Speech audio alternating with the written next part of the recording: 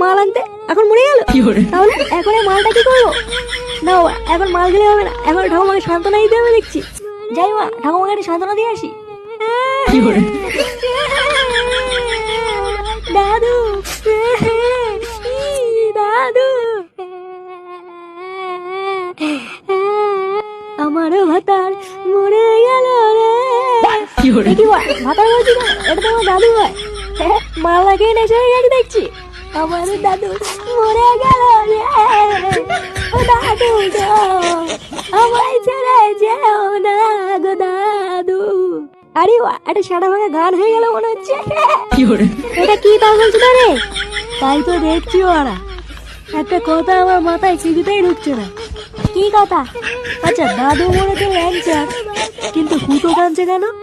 তা ঠিকই বলেছিস, আমার তো মাথায় কিছু ঢুকছে না।